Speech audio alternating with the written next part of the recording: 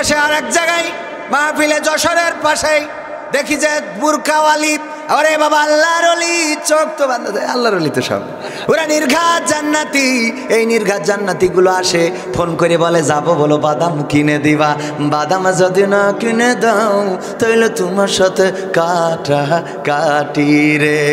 এইবার এসে বলে বাদাম তো দেবো, শাশুড়িরও দুবা। এইবার মার বলে মা তুমি বসো আমার, হ্যাঁ হ্যাঁ। তারপরে বাদাম নিয়ে যেয়ে বলে তোমার হবু জামাই কিনে দিয়েছে রে। সত্য না মিথ্যা? এই যুবকরা সাক্ষী দিতে হবে, সত্য না মিথ্যা? এই ঘটনাগুলো ঘটছে, কোথায় মলম লাগাবো? মাহফিল করতে এসেই সমস্যা। অনেকে আছে মাহফিল শুনতে আসে না। আমি প্রায় জায়গায় উদাহরণ দিয়ে বলি, মাহফিল শুনতে এসেতে ওদের পাকাপাকি হয়ে গেছে। বলছে আজকে ওয়াজ সাক্ষী, তাফসির মাহফিল সাক্ষী, হুজুর সাক্ষী, তুই কথা দে আমার সাইডে কোনোদিন যাবি না। বলছে দিলাম কথা। এই কথা দেওয়ার পরে বলছে আমার ছেলে বলছে আমার একটা দাবি, সেইটা হলো তুমি কালকে থেকে বুরকা পরবা। বলছে কেন? তোমার যে চেহারা অন্যরা আবার চয়েস করে ফেলতে পারে, তুমি যদি বুরকা না পরো তাইলে আমি তোমার থাকবো না। এবার বাড়ি যাইয়ে বলছে আম্মা আমার বুরকা বানাই দিবা। আম্মা তো ওরে খুশি, করবিন সমাদের আবার দাবাদ দে। কেন? কারণ ওই হুজুর ওয়াজ করার পরে আমার মেয়ে পর্দাওয়ালি হয়েছে। সুবহানাল্লাহ, খুশি, ওরে খুশি। এই হুজুরির আবার দাওয়াত দাও, কত সুন্দর হুজুর ওয়াজ করেছে। ওয়া কারনা ফি বুয়ুতিকুন্না ওয়ালা তাবাররাজনা তাবাররুজাল জাহিলিয়াতিল উলা। কথা কার? আল্লাহ রাব্বুল আলামিন বললেন ওগো নারীরা পর্দার মধ্যে থাকো, জাহেলি যুগের মেয়েদের মতো সেজে গুজে নিজেদেরকে প্রদর্শন করে বেড়াইও না।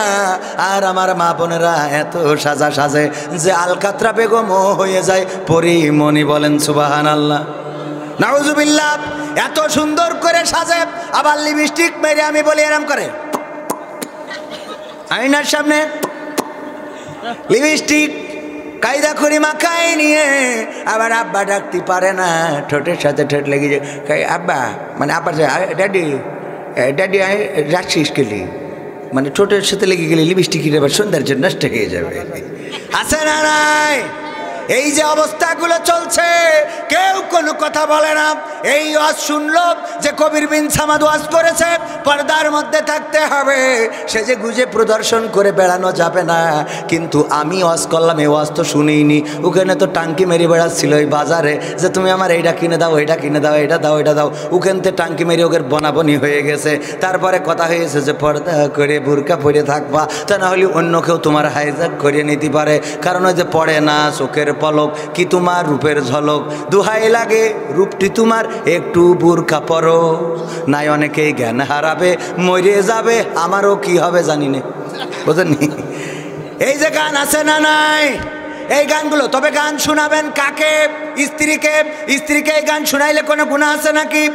গুনাহ নাই। স্ত্রীকে আজকে যে বলবেন স্ত্রী পড়ে না চোখের পলক কি তোমার রূপের ঝলক, দুহাই লাগে আজকে তুমি আরেকটু সাজুগুজু করো, নাই আমার ভালো লাগবে না ও গো প্রিয়া আরেকটু সাইজে আসো। বলা যাবে না? যাবে না? যাবে না? যাবে না? আমি তো এগুলো স্ত্রীকে শোনালে খুশি হবে মানে কি, পরের দিন দেখবেন যে যদি বাড়ি কিছু নাও থাকে পাড়াতে মুরগি চুরি করে এনে রান্না করো। আমার স্বামী এত সুন্দর গান শোনাইলো। আপনারা তো স্ত্রীর ভালো কথা বলেন না, স্ত্রীদের সাথে ভালো ব্যবহার করেন। স্ত্রীদের নিয়ে আল্লাহ রাসূল সাল্লাল্লাহু আলাইহি ওয়াসাল্লাম দৌড় প্রতিযোগিতা করেছেন, প্রায়ই বলি। আল্লাহ রাসূল সাল্লাল্লাহু আলাইহি ওয়াসাল্লাম স্ত্রীদের বিনোদন দিতেন। আর আমাদের এখন হয়ে গেছে স্ত্রীদের না, ও অফিসের কলিগ একটা আছে ওনার বিনোদন। আজকে আপনাকে গুড মর্নিং, অনেক ভালো লাগছে। ওরে শুদ্ধ ভাষা আছে না নাই? আবার ওই স্ত্রীও ও আবার আরেকজনের বউ বলো, ও স্বামীর সাথে ভালো করে কথা কয় না, কয় এই শোনো আমি চলে গেলাম অফিসে, তুমি বাকিটা দেখে রেখো। আর অফিসে এসে বলে গুড মর্নিং, কেমন আছেন আপনি? ওরে আমার শুদ্ধ ভাষা আছে না নাই? এইগুলো করে জাহেলিয়াত বাড়ছে না কমছে? এইগুলোর বিরুদ্ধে কথা বলা দরকার। এই জন্য আজকে সমাজের রন্ধ্রে রন্ধ্রে অন্যায় ছেয়ে গেছে। আমার যুবকদেরকে ধ্বংস করে দেওয়া হচ্ছে। বিভিন্ন পার্ক, বিভিন্ন স্ন্যাক্স, বিভিন্ন এই যে রেস্টুরেন্ট করেছে, এইসব রেস্টুরেন্টগুলোতে আমার তরুণ যুবকদেরকে ওখানে ঢুকানো হচ্ছে। কথা বলার কেউ নাই, দেখার কেউ নাই, অথচ 18 বছরের আগে বিয়ে করলে তার হ্যান্ডকাপ। কথা কয় না? আছে এই ঘটনা। 18 বছরের আগে যদি বিয়ে করে সরকারের আইনে সেটা হারাম। আমরা ওটাকে রেসপেক্ট করি, আমাদের কোনো আপত্তি নাই। আমরা 18 বছরের আগে বিয়ে চাচ্ছি না, আপনাদের আইন থাকুক, কোনো সমস্যা নেই। কিন্তু ওর সাথে এই আইনও করেন যারা 18 বছরের আগে ঝাপা বাওড়ে হাত ধরে গর্ব করে হাতের পোশাক থেকে কেটে দিতে হবে। কথা কয় না? এই আইন করেন রমনা পার্কে বেড়ানো যাবে না, এই আইনগুলো করেন। কিন্তু না, এই আইনগুলো করবে না। এই সমাজ ধ্বংসের জন্য সিনেমা হলগুলো চালু করা হয়েছে। বাংলাদেশে অসংখ্য টেলিভিশন চ্যানেল আছে, কিন্তু দুঃখজনক হলেও সত্য 2-3টা 4টা চ্যানেলে যে ইসলামী দৃশ্যগুলো দেখানো হতো, ইসলামী যে পরিবেশনাগুলো দেখানো হতো, সেইগুলো বন্ধ করা হয়েছে না হয় নাই? বন্ধ করা হয়েছে না হয় নাই? আলেমেরা যারা কথা বলে, কোরআন হাদিসের কথা যারা বলে, উচিত কথা যারা বলে রে, সেই আলেমেরা এখন আছে নাকি? আছে? আমি চিনি নাই আছারি, চিনি নাই আনসারি, চিনি নাই আমির হামজা। কোরআনের পথে কথা বলে যারা, তারাই আমার কলিজা। আমি চিনি না সাইদি, চিনি না সাইফি, চিনি নাই আমির হামজা। কোরআনের পথে কথা বলে যারা, তারাই আমার কলিজা। বলো কেমন করে ভুলবো তাদের, যদিও বলো ভুলে যা।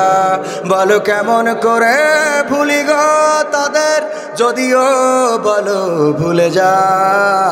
আমি চিনি নাই আছারি, চিনি নাই আনসারি, চিনি নাই আমির হামজা। কোরআনের পথে কথা বলে যারা, তারাই আমার কলিজা। কেউ আছে দূরে দূর প্রবাসে, কেউ আছে কারাগারে। চলার পথে কত যে স্মৃতি মনে পড়ে বারে বারে। মধুর সুরে বলতো তারা আল কোরআনের কথা, মনে পড়ে হাই বুক ভেঙে যায়, হৃদয়ে চাপা ব্যথা। কেউ আছে দূরে দূর প্রবাসে, কেউ আছে কারাগারে। চলার পথে কত যে স্মৃতি মনে পড়ে বারে বারে। মধুর সুরে বলতো তারা আল কোরআনের কথা, মনে পড়ে হাই বুক ভেঙে যায়, হৃদয়ে চাপা ব্যথা। কবে যে আবার আসবে ফিরে বিজয়ী বীরের বেশে, লাখো কোটি প্রাণ পথ চেয়ে আছে দিনকে ভালোবেসে, কোরআন ভালোবেসে। আমি চিনি নাই আছারি, চিনি নাই আনসারি, চিনি নাই আমির হামজা। কোরআনের পথে কথা বলে যারা, তারাই আমার কলিজা। আমি চিনি না সিদ্দিকি, চিনি না রাফিকি, চিনি নাই আমির হামজা। কোরআনের পথে কথা বলে যারা, তারাই আমার কলিজা। কত যে মুমিন যায় নামাজে অশ্রু ঝরায় রাতে, লাখো লাখো প্রাণ দুয়া করে যায় নামাজে মোনাজাতে। কেঁদে বলে হাই ওগো দয়াময়, শোনো ক্রন্দন ধ্বনি, দাও ফিরিয়ে যাদের মুখে কোরআনের বাণী শুনি। কত যে মুমিন যায় নামাজে অশ্রু ঝরায় রাতে, লাখো লাখো প্রাণ দুয়া করে যায় নামাজে মোনাজাতে। কেঁদে বলে হাই ওগো দয়াময়, শোনো ক্রন্দন ধ্বনি, দাও ফিরিয়ে যাদের মুখে কোরআনের বাণী শুনি। তোমার কথা বলতে গিয়ে মাজলুম আজ যারা, রক্তের ভাই তার চেয়ে বড় মোদের কলিজায় ওরা, মোদের কলিজায় ওরা। আমি চিনি না সাইদি, চিনি না সাইফি, চিনি না আমির হামজা। কোরআনের পথে কথা বলে যারা, তারা। আমি চিনি না হেলালি, চিনি না বেলালি, চিনি না আমির হামজা। কোরআনের পথে কথা বলে যারা, তারাই আমার কলিজা। বলো কেমন করে ভুলবো তাদের, যদিও বলো ভুলে যা। বলো কেমন করে ভুলি গো তাদের, যদিও বলো ভুলে যা। আমি চিনি না রাফিকি, চিনি না সিদ্দিকি, চিনি না আমির হামজা। কোরআনের পথে কথা বলে যারা, তারাই আমাদের কলিজা। ঠিক না বেঠে? ঠিক না বেঠে? যারা হক কথা বলে, যারা কোরআনের পক্ষে কথা বলে, যারা ইসলামের পক্ষে কথা বলে, তাদের বিভিন্নভাবে অপমান অপদস্থ দেওয়া হচ্ছে। অথচ আমার বাংলাদেশে চট্টগ্রামের মতো যেখানে বলা হয় ইসলামী সিপাহ সালারের বসবাস, যেখানে অনেক আউলিয়া একরাম ওখানে ঘুমিয়ে আছে, সেই বীর চট্টলাই দাবি জানিয়েছে বাংলাদেশ আজানকে মসজিদের মধ্যে সীমাবদ্ধ রাখতে হবে। বলেন নাউজুবিল্লাহ। এটা বাংলাদেশ, এটা এখনো হিন্দুস্তান হয় নাই, এটা সিকিম নয়, এটা আরাকান নয়, এটা আফগানিস্তান নয়, এটা ইউরোপ নয়, এটা আমেরিকা নয়। এই দেশে যারা আজানের আওয়াজকে বন্ধ করতে চায়, স্পষ্ট করে বলে দিতে চায় বাংলাদেশ থাকবে, আজান থাকবে, শুধু তুমি থাকবা না, তোমার অস্তিত্ব বিলীন হয়ে যাবে। বাংলাদেশ আল্লাহু আকবারের আওয়াজকে কণ্ঠরোধ করতে চায় এমন অনেকেই আছে না নাই? নারায়ে তাকবীরের আওয়াজ, আল্লাহু আকবারের আওয়াজ কি বন্ধ করা যাবে? বীর মুসলমান থাকতে, এই বাংলাদেশের সূর্য পতাকা থাকতে, বাংলাদেশের মানচিত্র থাকতে, বাংলাদেশের সীমানা থাকতে, বাংলাদেশ স্বাধীন থাকতে, অন্তত এই তাওহীদি জনতার দেশে যেখানে তৃতীয় বৃহত্তম মুসলিম কান্ট্রি, সেখানে আর যাই হোক নারায়ে তাকবীরের আওয়াজকে বন্ধ করা যাবে না। আল্লাহু আকবার। থাক আর দিয়েন না, আপনারা যে কি করবেন ও বোঝা হয়ে গেছে। হ্যাঁ হ্যাঁ, পাচ্ছে যে তোর জীবনের সাহসী ঘটনা কি? বলছে স্যার একবার সুন্দরবনে গেছিলাম, তারপরে বলছে সুন্দরবনে যেয়ে দেখি রয়্যাল বেঙ্গল টাইগার। কি রয়্যাল বেঙ্গল টাইগার? তারপরে আমি আস্তে আস্তে করে গেলাম, তারপর যেয়ে পিছন থেকে গেসাত করে ল্যাস কেটে নিয়ে চলে আইছি। এটা হলো জীবনের সাহসী ঘটনা। স্যার বলতেছে যে তুই এই রয়্যাল বেঙ্গল টাইগারের পিছন থেকে ল্যাস কাটলি কেন? বলছে ল্যাস হোক যা হোক রয়্যাল বেঙ্গল টাইগার তো এইটা সাইডেখানি কথা, ল্যাস কেটে নিয়ে আসা। তা বলছে মাথা বাদ দিয়ে তুই ল্যাস কাটলি কেন? বলছে মাথা কিটা আগের থেকে কেটে নিয়ে গেছে। মাথাকে আগেতে। ও আমার সাহসী ভাইয়েরা, আমি প্রথমেই কোরআনের একটা আয়াত তেলাওয়াত করেছি, وَإِذَا قُرِئَ الْقُرْآنُ فَاسْتَمِعُوا لَهُ وَأَنصِتُوا لَعَلَّكُمْ تُرْحَمُونَ। আমার আল্লাহ বলছেন যখন তোমাদের সামনে কোরআন পড়া হয়, কোরআন তেলাওয়াত করা হয়, কোরআন থেকে বলা হয়, তখন তোমরা তোমাদের হৃদয়ের কান দিয়ে শোনো, যাতে করে তোমাদের উপরে আল্লাহর রহমত বর্ষণ হতে পারে। সবাই জোরে জোরে বলেন সুবহানাল্লাহ। সুবহানাল্লাহ বলাতে উপকার আছে না নাই? বিশ্বনবী বলেছেন যদি কোনো বান্দা সুবহানাল্লাহ উচ্চারণ করে, আল্লাহর নবী বলেছেন আল্লাহ রাব্বুল আলামিন তার আমল নামায় এই পৃথিবীর উপরে, জমিনের উপরে, আসমানের নিচে যত খালি জায়গা আছে সম পরিমাণ সওয়াব তার আমলের খাতায় লিখে দেয়।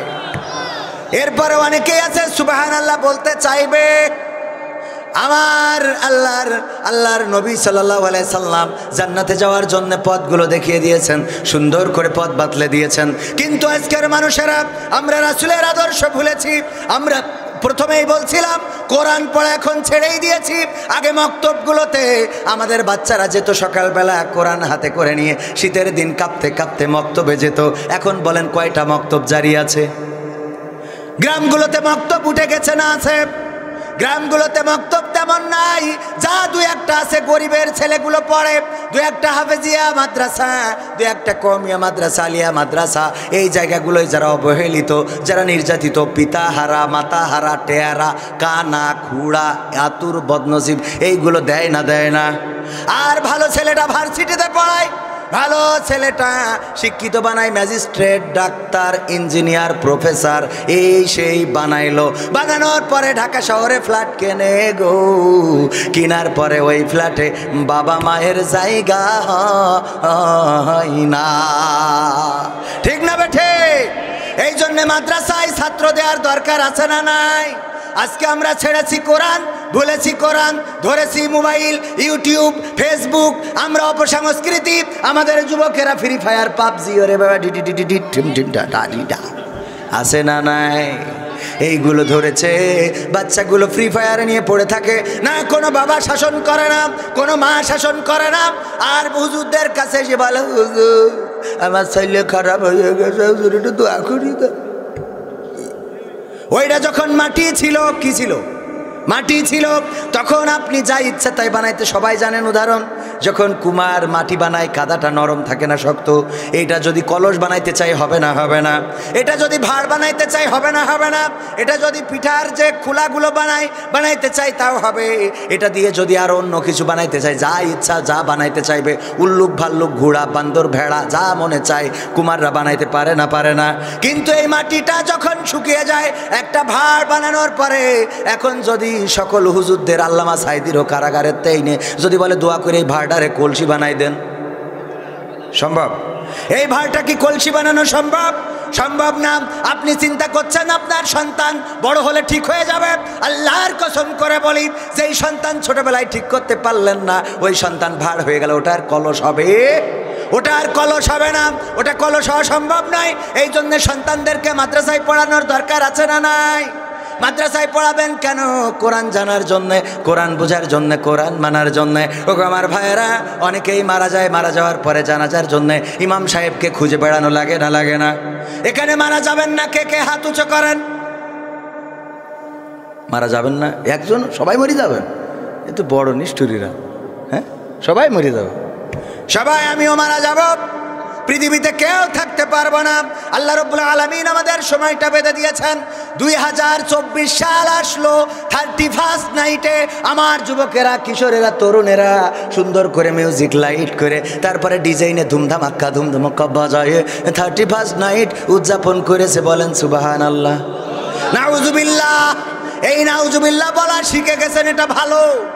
নাউজুবিল্লাহ কোথায় বলতে হয় আমরা অনেকেই জানি না, কোথায় সুবহানাল্লাহ বলতে হয় জানি না, কোথায় বিসমিল্লাহ বলতে হয় জানি না, কোথায় ইনশাআল্লাহ বলতে হয় জানি না, কোথায় আলহামদুলিল্লাহ বলতে হয় জানি না। আবার অনেকেই আছে জানে, অবহেলা করে বলে না। আমাদের মাহমুদুল হাসান জিহাদি বলতো, একবার একজনের স্বামী যাচ্ছে গরু কেনার জন্যে, গরু কিনবে, কুরবানি দেবে। গরু কিনতে যখন যাচ্ছে বোর বলছে, বউ দোয়া করি হোক, যাচ্ছি।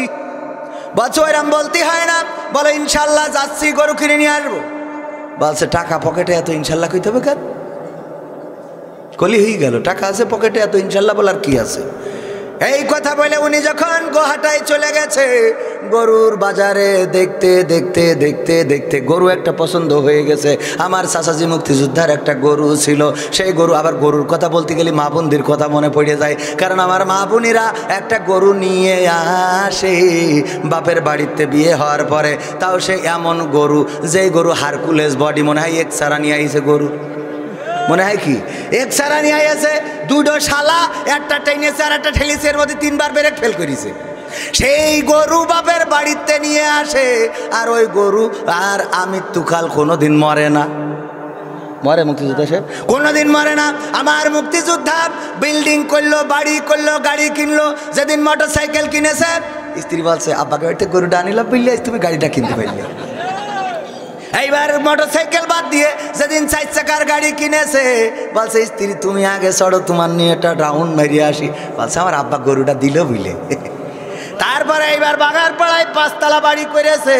ওই বাড়ি উদ্বোধনের দিন বলছে ম্যাডাম চলো, আমি মুক্তিযোদ্ধা মানুষ, দেশের জন্য কত অবদান রাখিছি, আর তোমার জন্য বুড়ো খালে 5 তলা একটা বাড়ি করলাম বাগারপাড়ায়, এই ফ্ল্যাটে তুমি থাকবা, আর ওই ভাড়াগুলো নিচেতে তুলবা, 5 তলায় মজা করে পান খাবা, এরম করিয়ে শেষপা সুপুরি আর খাবা, আমি থাকি আর না থাকি, চলো আজকে ফিতেটা কেটে উদ্বোধন করে দেবা। বলছে আব্বা গাই গরুটা দিল বুঝলে। ওইটাও কার বদলতে? ও গরু জীবনে মরি। গরু কিনতে গেছে, কুরবানির গরু, বাজারে দেখতে দেখতে গরু পছন্দ হয়ে গেছে। হাজী সাহেবের একটা গরু ছিল, পছন্দ হয়ে যাওয়ার পরে দরদাম ঠিক করা হয়ে গেছে, টাকা দেবে, পকেটে হাত দিয়ে দেখে কই টাকা, কই টাকা, কই টাকা তো নেই, পকেট মায়ের সে ঝাড়িয়ে দিয়েছে। মুক্তিযোদ্ধা বলছে যে সে টাকা কই দেন, টাকা দেন, আপনার তো দরদাম ঠিক হয়ে গেছে। বলছে টাকা তো ইনশাল্লাহ পকেটে ছিল। তো বলছে পকেটে ছিল, তা কি হয়েছে? বলছে ইনশাল্লাহ মনে হয় পকেট মারিয়েছে, ইনশাল্লাহ মনে হয় পকেট মেরে নিয়েছে রে। পরে বলতেছে তাহলে এখন কি হবে? বলছে ইনশাল্লাহ বাড়ি যাওয়া ছাড়া কোনো রাস্তা নেই। বাড়ি এসে মুখটা একেবারে মনে আছে কুত্তায় মুইতে দিয়েছে। স্ত্রী বলছে কি খবর, গরু কই? বলছে ইনশাল্লাহ গরু পছন্দ হয়ে গেছিল। তা বলছে তারপর? বলছে ইনশাল্লাহ গরু দরদামও ঠিক হয়ে গেছিল। বলছে তারপরে? বলছে ইনশাল্লাহ গরুর টাকাও দেওয়ার জন্য আমি রেডি হয়ে গেছিলাম। তারপর বলছে ইনশাল্লাহ, পকেটে হাতও দিছিলাম। তারপর বলছে ইনশাল্লাহ দেখি পকেট মেন নিয়ে আসছে। বলছে এখন এত ইনশাল্লাহ বলছাও কিসের জন্যে? বলছে আমি ইনশাল্লাহ খবর তা তোর বাপের কি, তোর সমস্যা হয় কিসের জন্যে? আমি ইনশাল্লাহ বলবো তোর সমস্যা আছে, বোঝেননি? ইনশাল্লাহ বলে যখন বিপদে পড়ে, রোগ হয়েছে, সারা জীবন হুজুর দেখতে পারে না, মাদ্রাসা চলতে দিতে চায় না, মাদ্রাসায় ছেলে দিতে চায় না, মসজিদে আজান দিতে চায় না, বলে আজানটা মসজিদের মধ্যে সীমাবদ্ধ রাখতে হবে, এই আজান যেন বাইরে না যায়। এই কথাগুলো বলার পরে আবার যখন অসুস্থ হয় তখন বলে হুজুরির একটু ডেকে নিয়ে আসো, আমার একটু গাডা ঝাড়াই নাও, আর একটু পানিটা পড়ে নাও, আর হুজুরির হাতে 500টা 1000টা টাকা দিয়ে বলো আমার জন্য যেন দোয়া করে। সারা জীবন তুমি হুজুরির কাঠি মাইলে গোরে, আর এখন তোমার অসুখ করিয়েছে, এর জন্য হুজুর ডেকে দোয়া নোয়া কেন? কথা কয় না? নাই না, নাই না। বিপদে পড়লে হুজুরের দরকার আছে না নাই? আর বিপদ মুক্ত হয়ে গেলে ওরা মনে করে ওরাই সব জানে, ওরাই সব করে, ওরাই সব কিছু। কিন্তু যতই জানো, যতই যা করো, ওই উল্টো পাল্টা কাজ হয়ে যাবে। যেমনি ভাবে ওই যে মুনাজাত করতে দিলি এক জায়গার তার এক জায়গায় থুইয়ে দেয়, জান্নাতের জায়গায় জাহান্নামে মেরিয়ে দেয়। কথা কয় না? আছে না নাই? আর কোরআন তেলাওয়াত করতে দিলি শয়তান তো পদত্যাগ করে, কয় আমি আর বাংলাদেশে থাকবো না। কবে এত খারাপ তেলাওয়াত আমি তো জীবনে শুনিনি। শয়তানই দুঃখ পায় যে এত খারাপ তেলাওয়াত, এ করছে কি? শয়তানের দুঃখ হয় যে না আমি যেই পড়িয়ে দিই। আছে না নাই? নিজেরা করতে গেলে উল্টো পাল্টা হয় না, হয় না। এই জন্য মাঝে মাঝে বলে ফেলে ঈদুল আজহার জানাজা হবে রে, ঈদুল আজহার জানাজার নামাজ আগামীকাল 9টায়। আমি চিন্তা করলাম মরিয়ে শেষ, কি হবে বেঁচে থেকে অযথা বিদ্যা শিখে যদি না গড়তে পারি শোষণবিহীন সমাজটাকে? কি হবে বেঁচে থেকে? কি হবে ছাত্র সেজে চুমু খেয়ে সনদ খানা যদি হয় বিদ্যালয়টা পরিমণিদের আড্ডাখানা? কি হবে ছাত্র সেজে চুমু খেয়ে সনদ খানা যদি হয় বিদ্যালয়টা বুবলিদের আড্ডাখানা? এর চেয়ে মরাই ভালো, দেশ ছেড়ে যাওয়াই ভালো, এর চেয়ে মরাই ভালো, দেশ ছেড়ে যাওয়াই ভালো। কি হবে ধোকা দিয়ে বিবেকটাকে? কি হবে বেঁচে থেকে অযথা বিদ্যা শিখে যদি না গড়তে পারি শোষণবিহীন সমাজটাকে? কি হবে বেঁচে থেকে? কি হবে যুবক নামের বোঝা হয়ে এই ধরাতে যেখানে মা বোনেরা ধর্ষিতা হয় দিনে রাতে? কি হবে যুবক নামের বোঝা হয়ে এই ধরাতে যেখানে মা বোনেরা ধর্ষিতা হয় দিনে রাতে? যৌবনের সার্থকতা ঘুচিবে সকল ব্যথা, যৌবনের সার্থকতা ঘুচিবে সকল ব্যথা। পারো যদি বলি দিতে মানুষরূপী পশুটাকে, পারো যদি বলি দিতে মানুষরূপী পশুটাকে? কি হবে বেঁচে থেকে অযথা বিদ্যা শিখে যদি না গড়তে পারি শোষণবিহীন সমাজটাকে? কি হবে বেঁচে থেকে? কি হবে লেখালেখি কলমবাজির ওই মহড়া সমাজের আসল চিত্র যদি না যাই তুলে ধরা? কি হবে টিভি চ্যানেল সাংবাদিকের এই ক্যামেরা সমাজের আসল চিত্র যদি না যাই ভিডিও করা? যদি ওই ঘুষের বলে কলমটা উল্টো চলে, যদি ওই হ্যালো কলে ক্যামেরা উল্টো বলে, তবে কি যাবে রোখা দুর্নীতিকে? যাবে? তবে কি যাবে রোখা দুর্নীতিকে?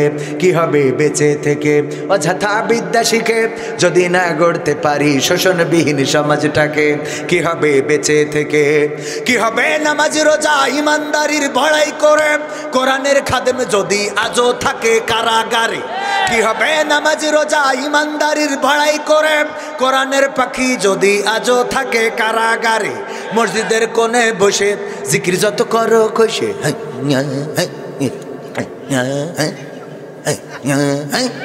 আছে না নাই? কত রকম জিকির উঠেছে, কুদাল জিকির, কুড়াল জিকির, আছে না নাই? আবার নতুন ফেতনা চালু হয়েছে, খুব করে চলতেছে, বলতেছে আমার মরণকালে ঢোলবাসি বাজায়ও সাধের ভাইও, আমার মরণকালে ঢোলবাসি বাজায়ও। নাউজুবিল্লাহ বলবেন না? মরণকালে কি ঢোলবাসি বাজানো যাবে? মরণকালে ঢোলবাসি বাজানো যাবে না। আগে গানটা শেষ করে আসি নাকি? তারপরে ওয়াজ করি। হ্যাঁ আমার ভাইয়েরা, কি বলছিলাম? কি হবে নামাজি রোজা ইমানদারির বড়াই করে, কোরআনের খাদেম যদি আজও থাকে কারাগারে। মসজিদের কোণে বসে জিকির যত করো কষে, মসজিদের কোণে বসে তসবিহ যত টানো ঠেসে, এভাবে যায় না পাওয়া আল্লাহকে, যায় এভাবে যায় না পাওয়া আল্লাহকে। কি হবে বেঁচে থেকে অযথা বিদ্যা শিখে, যদি না গড়তে পারি শোষণবিহীন সমাজটাকে? কি হবে বেঁচে থেকে? কি হবে আলেম হয়ে ইমাম সেজে মসজিদেতে, পারো যদি সত্য কথা উচ্চ স্বরে না বলিতে? কি হবে আলেম হয়ে ইমাম সেজে সমাজেতে, পারো যদি সত্য কথা উচ্চ স্বরে না বলিতে? চাকরির ভাই করো যদি ছেড়ে দাও ইমামতি, চাকরির ভাই করো যদি ছেড়ে দাও ইমামতি। কি হবে ধোকা দিয়ে আল্লাহকে? ঠিক না বেটে? কি হবে ধোকা দিয়ে আল্লাহকে? কি হবে বেঁচে থেকে অযথা বিদ্যা শিখে, যদি না গড়তে পারি শোষণবিহীন সমাজটাকে? কি হবে বেঁচে থেকে? কি হবে নেতা হয়ে জনবলে ঘাড় ফুলিয়ে, দড়া টানা গরম দেখে যদি থাকো ঘরে শুয়ে? কি হবে নেতা হয়ে জনবলে ঘাড় ফুলিয়ে, দড়া টানা গরম দেখে যদি থাকো ঘরে শুয়ে? এর চেয়ে সেজে গুজে ভিলেনের সঠিক পদে, এর চেয়ে সেজে গুজে ভিলেনের সঠিক পদে, দিয়ে দাও অভিনয়ে জীবনটাকে, দিয়ে দাও অভিনয়ে জীবনটাকে। কি হবে বেঁচে থেকে অযথা বিদ্যা শিখে, যদি না গড়তে পারি শোষণবিহীন সমাজটাকে? কি হবে বেঁচে থেকে? কি হবে আকাশ ছোঁয়া বিলাসবহুল বাড়ি গাড়ি, না খেয়ে কত মানুষ পরপারে দিচ্ছে পাড়ি? কি হবে আকাশ ছোঁয়া বিলাসবহুল বাড়ি গাড়ি, না খেয়ে কত মানুষ পরপারে দিচ্ছে পাড়ি? আজরাইল আসবে যবে মাটিতেই পড়ে রবে, আজরাইল আসবে যবে মাটিতেই পড়ে রবে, কোনো কাজে লাগবে না ওই প্রাসাদটাকে, লাগবে কোনো কাজে লাগবে না ওই প্রাসাদটাকে। কি হবে বেঁচে থেকে অযথা বিদ্যা শিখে, যদি না গড়তে পারি শোষণবিহীন সমাজটাকে? কি হবে বেঁচে থেকে? আর এক কলি আমি যোগ করেছি, এতক্ষণ গাইলাম আইনুদ্দিন আল আজাদ ভাই রহমতুল্লাহের গান। আর এক কলি আমি যেটা সংযুক্ত করেছি সেটা হলো, কি হবে বিশ্ব নবীর উম্মত বলে দাবি করে, আর্জেন্টিনা গেঞ্জি পরো দাড়ি টুপি বাতিল করে? কি হবে বিশ্ব নবীর উম্মত বলে দাবি করে, ব্রাজিলের গেঞ্জি পরো দাড়ি টুপি বাতিল করে? স্বাধীন বাংলার আকাশে ভিনদেশি পতাকা ভাসে, স্বাধীন বাংলার আকাশে ভিনদেশি পতাকা ভাসে, বাঙালিরা তো আবেগ করতে আসে। আবেগ আছে না নাই? কেমন আবেগ? আমি বলে থাকি পতাকা বানিয়েছে 4 মাইল লম্বা। কয় মাইল? সবাই বলেন কয় মাইল? 4 মাইল লম্বা পতাকা বানালো, বানায় টেলিভিশনে নিউজ হয়ে গেল। কিন্তু দুঃখজনক হইলেও সত্য যে উনার বাবার লুঙ্গি ছিঁড়া নুনু বেরোয় যায়, বাবার লুঙ্গি কিনে দেয় না। পতাকা বানাইছে কয় মাইল লম্বা? 100 হাত লম্বা পতাকা বানাইছে না বানাই নাই? 100 হাত 300 হাত 6 গ্রাম লম্বা ইতিহাসের সবচেয়ে বড় পতাকা আমার বাংলাদেশের মানুষ বানাইলো। এই আর্জেন্টিনার মেসি কি বাংলাদেশে এসেছে নাকি? নেইমার কি এসেছে নাকি? অথচ আমার রাসূলকে ভালোবেসে দাড়ি রাখার মতো যুবক পাওয়া যায়, দাড়ি রাখে না, মাথায় টুপি দেয় না, লজ্জা করে আছে না নাই? মসজিদে যায় না, নামাজ পড়ে না, রোজা রাখে না। ওগো যুবকেরা, তুমি আর্জেন্টিনার পতাকা টানাইলে, তুমি ব্রাজিলের পতাকা টানাইলে, তুমি আর্জেন্টিনা ব্রাজিলের গেঞ্জিগুলো গায়ে দিলে, তাদের সুন্নাহ আদায় করলে, মারা যাওয়ার পরে আল্লাহর কসম করে বলি তাদের তো কোনো উপায় থাকবেই না, আর তুমিও তো উপায় হারা হয়ে যাবা। তবে তোমার উপায় একটা ছিল, তুমি যদি আমার রাসূলের পাঞ্জাবিটা গায়ে দিতে, আমার রাসূলের টুপিটা যদি মাথায় পড়তে, আমার রাসূলের দাড়িটা যদি তোমার মুখমণ্ডলে দাড়ি মুবারকটা রেখে দিতে, যদি তুমি নামাজি হয়ে যেতে, আমার রাসূল যে পথে চলতে বলেছেন সেই পথে যদি তুমি চলতে, আল্লাহর কসম করে বলি পরকালের ময়দানে আমার রাসূল তোমাকে খুঁজে বাছাই করে নিয়ে জান্নাতে চলে যেতে। বলেন সুবহানাল্লাহ। আল্লাহর রাসূল সাল্লাল্লাহু আলাইহি সাল্লাম যে উম্মতের জন্য এত কান্না করলেন, এত কষ্ট করলেন, বুকের রক্ত ঝরালেন, মাথার হেলমেট ভেঙে মাথায় ঢুকে গেল, আমার রাসূল সাল্লাল্লাহু আলাইহি সাল্লামকে তায়েফবাসী ডেকে নিয়ে গেল। তায়েফে যখন গেল দাওয়াত দেওয়ার জন্য, এমন একটা বছরে যেই বছর বিবি খাদিজা ইন্তেকাল করেছে, সবচেয়ে কাছের যে মানুষটা ছিল তিনি ছিলেন বিবি খাদিজা, এবং আর একজন অভিভাবক ছিলেন আবু তালিব। ইসলাম কবুল করেন নাই, কিন্তু ইসলামের জন্য নিবেদিত প্রাণ ছিলেন। আমার রাসূলের গায়ে কোনো ফুলের টোকা লাগতে দেয় নাই। যতদিন বেঁচে ছিল আমার রাসূলকে কেউ ধমক দিতে পারে নাই, অত্যাচার করতে পারে নাই, নির্যাতন করতে পারে নাই। এই আবু তালিবও যেই বছর মারা গেল, বিবি খাদিজা রাদিয়াল্লাহু তাআলা আনহা যে বছর মারা গেল, সেই বছরেই তায়েফবাসী বলল, ওগো তায়েফ, ওগো বিশ্বনবী মুহাম্মদ সাল্লাল্লাহু আলাইহি ওয়াসাল্লাম, আপনি আসেন, আমরা তায়েফের মানুষ, আপনার কাছে কালেমা পড়ে মুসলমান হয়ে যাব। যখন তায়েফে গেল দাওয়াত নিয়ে, তায়েফবাসী দাওয়াত তো কবুল করলই না, বরং বলল, বড্ড পাগল হয়ে গেছো তুমি, আমরা তোমার দলে যোগ দেবো। তুমি ভাবলে কি করে? আমাদের সরকার কত কায়দা করে চালায়, আমাদের এই দায় ওই দায়, এই করে তাই করে, আর আমরা দীর্ঘদিন ধরে ক্ষমতায়, তোমার দলে কেন যোগ দেব? এই বলে, শুধুমাত্র এই বলে বিতাড়িত করলো না, তারা পাহাড়ের দুই পাশে দাঁড়িয়ে গেল। তায়েফের রাস্তায় চলেছি, কত উঁচু উঁচু পাহাড়, যারা হজে গিয়েছেন তারা জানেন, উঁচু পাহাড় উঠতে গেলেও মাথায় ঘুরানি ধরে যায়। এই পাহাড়, এই উঁচু পাহাড়ের দেশে দুই দিকে পাহাড় দাঁড়ানো। আমার রাসূল গেলেন দাওয়াত নিয়ে, রাসূলকে ফ্রিতে পাঠিয়ে দিলেন না, তারা আরো কি করলেন? আপ্যায়ন করলেন পাথর দিয়ে। বলেন নাউযুবিল্লাহ। পাথর নিক্ষেপ করা শুরু করলো। আল্লাহ রাসূল সাল্লাল্লাহু আলাইহি সাল্লাম পাথরের আঘাতে পড়ে গেলেন। কাফেরেরা এসে আবার রাসূলকে উঠিয়ে সোজা করে হাঁটিয়ে সামনের দিকে ধাক্কা দিয়ে দিলেন। আবার যখন সামনের দিকে গেলেন, আবার পাথর ছুটতে লাগলো, আবার পড়ে গেলেন। তারপর আবার এসে আমার রাসূলকে উঠালেন, তারপরে আবার সামনের দিকে ধাক্কা দিয়ে দিলেন। আমার রাসূল তৃতীয়বার পড়ে গেলেন, হুঁশ হারিয়ে ফেললেন।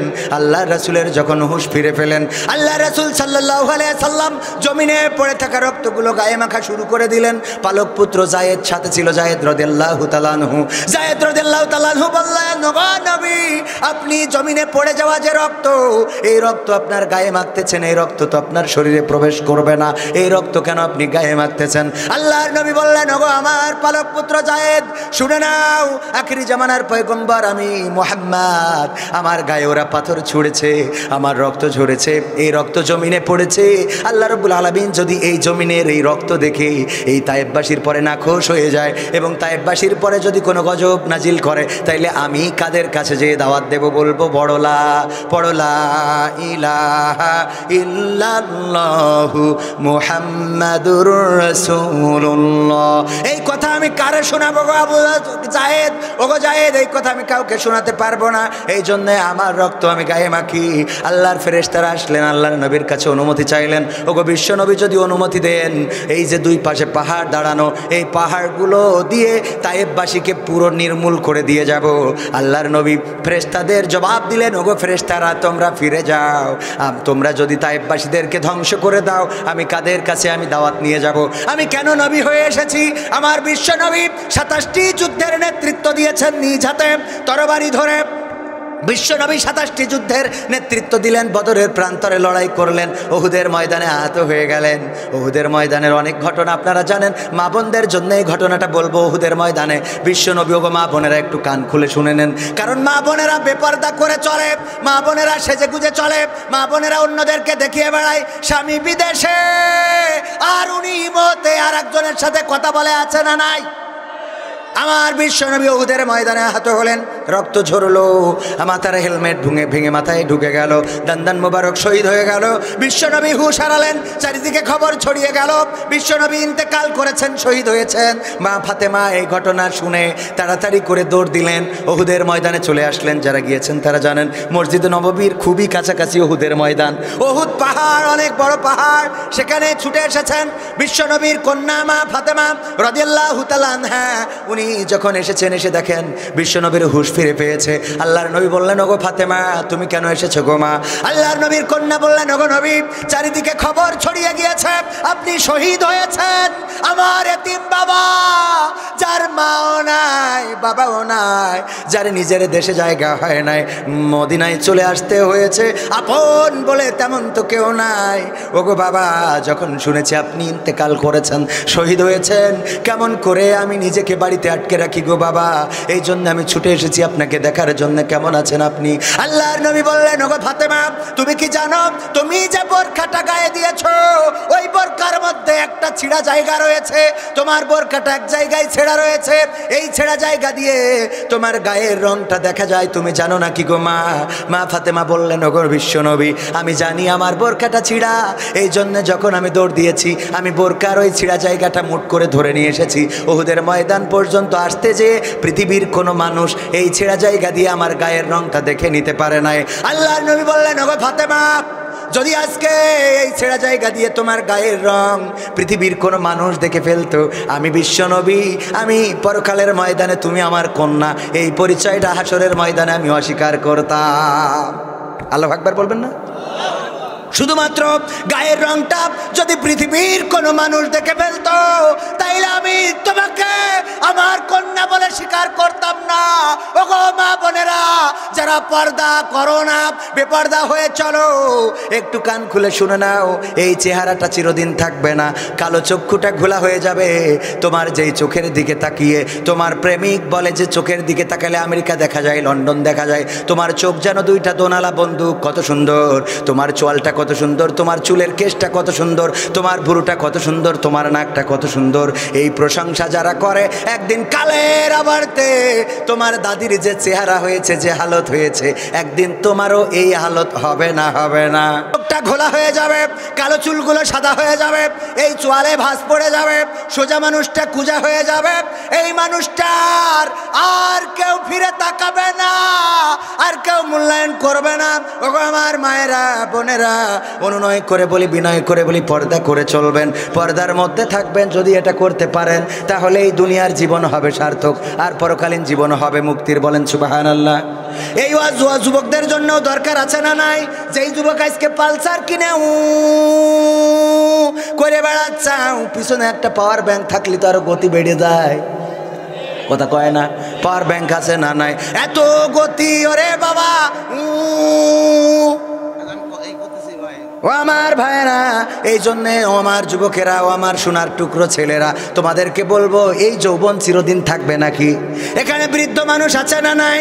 আমার সভাপতি বৃদ্ধ, এক সময় রাতকে রাত মনে করে নাই, দিনকে দিন মনে করে নাই। সত্যি